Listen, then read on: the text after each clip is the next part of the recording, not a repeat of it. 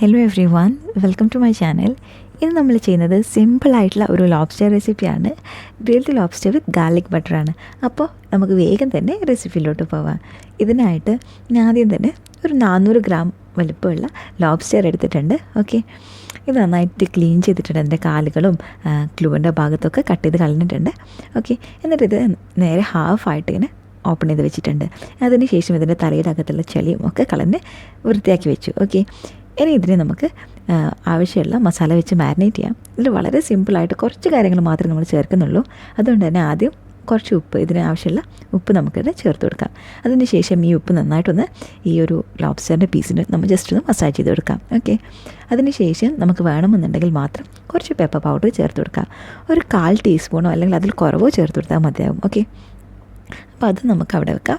ഇനി അതിലേക്ക് ഒരു പഞ്ച് കിട്ടാനായിട്ട് നമുക്ക് ലെമൺ ജ്യൂസ് ഏകദേശം 1 ടീസ്പൂണോ അല്ലെങ്കിൽ 1.5 ടീസ്പൂണോളം ലെമൺ ജ്യൂസ് നമുക്ക് ചേർക്കാം. അല്ലെങ്കിൽ നമുക്ക് എത്രത്തോളം പുളി ആവശ്യമുണ്ടോ അല്ലെങ്കിൽ പുളി ഇഷ്ടമുണ്ടോ അത്രയും നമുക്ക് ലെമൺ ജ്യൂസ് ചേർത്ത് കൊടുക്കാം.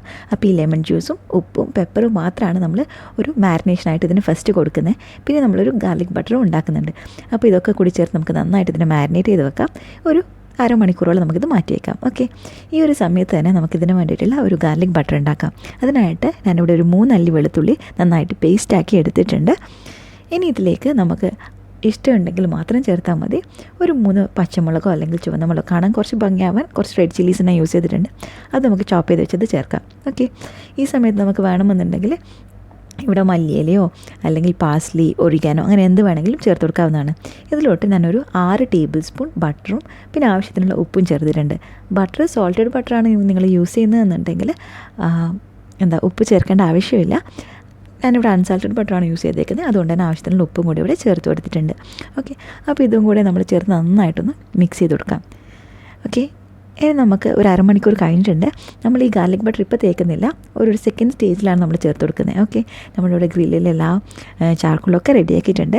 അതിലേക്ക് ആദ്യം തന്നെ നമ്മുടെ ലോബ്സ്റ്ററിൻ്റെ നമ്മൾ ഓപ്പൺ ചെയ്തിട്ടുള്ള ഭാഗം താഴെയാക്കി വെച്ചിട്ട് നമുക്കൊരു 2 മിനിറ്റ്, ഇപ്പോൾ ഇതിൽ കാണുന്നത് പോലെ ഒരു 2 മിനിറ്റ് ഗ്രില്ല് ചെയ്തെടുക്കാം. അതിന് ശേഷം നമുക്കിതിനെ ഒന്ന് ടേൺ ചെയ്തിട്ട് കൊടുക്കാം. ഓക്കെ, ഇപ്പോൾ ഇത് 2 മിനിറ്റ് കഴിഞ്ഞിട്ടുണ്ട്. ഇത് ജസ്റ്റ് നമുക്ക് ടേൺ ചെയ്തിട്ട് കൊടുക്കാം.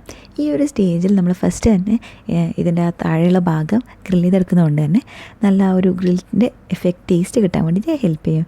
ഇനിയുള്ള ഫുൾ ടൈം നമ്മൾ ഇതുപോലെ താഴെ ഭാഗം അല്ലെങ്കിൽ ഷെല്ലിൻ്റെ ഭാഗം താഴെയായിട്ടാണ് ഗ്രില്ല് ചെയ്തെടുക്കുന്നത്. ഓക്കെ, അപ്പോൾ ഇതാ നമ്മൾ തിരിച്ചിട്ടതിന് ശേഷം നമ്മൾ നേരത്തെ റെഡിയാക്കി വെച്ചിട്ടുള്ള ആ ഒരു ഗാർലിക് ബട്ടർ ഈ ഒരു ലോബ്സ്റ്ററിൻ്റെ മുകളിലോട്ട് നമ്മൾ ഈവനായിട്ട് സ്പ്രെഡ് ചെയ്ത് കൊടുക്കാം. അതിൻ്റെ ടെയിലിൻ്റെ ഭാഗത്തായാലും തലയുടെ ഭാഗത്തായാലും ഒക്കെ നല്ല ഈവനായിട്ട് സ്പ്രെഡ് ചെയ്യുക.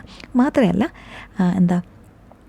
അതിൻ്റെ ബട്ടർ മെൽറ്റായിട്ട് താഴെ എത്തിപ്പോവാത്ത രീതിയിൽ വേണം നമ്മൾ ലോബ്സ്റ്റർ ഈ ഗ്രില്ലിൻ്റെ മേലിൽ പ്ലേസ് ചെയ്യാനായിട്ട്. ഇതിന് ശേഷം ഒരു 12 മുതൽ 15 മിനിറ്റ് വരെ നമുക്ക് ഗ്രില്ല് ചെയ്യേണ്ടതായിട്ടുണ്ട്. അപ്പോൾ ഇതിൻ്റെ മീറ്റിലൊക്കെ ആ ഒരു ട്രാൻസ്പെറൻറ്റ് കളർ മാറി നല്ല വെളുത്ത കളറാകുമ്പോഴാണ് ഇത് റെഡിയായി നമുക്ക് മനസ്സിലാവുക. ഓക്കെ, അപ്പോൾ നമ്മുടെ ലോബ്സ്റ്റർ ഇവിടെ റെഡി ആയിട്ടുണ്ട്. വീഡിയോ എല്ലാവർക്കും ഇഷ്ടമാണെന്ന് കരുതുന്നു. Thank you for watching.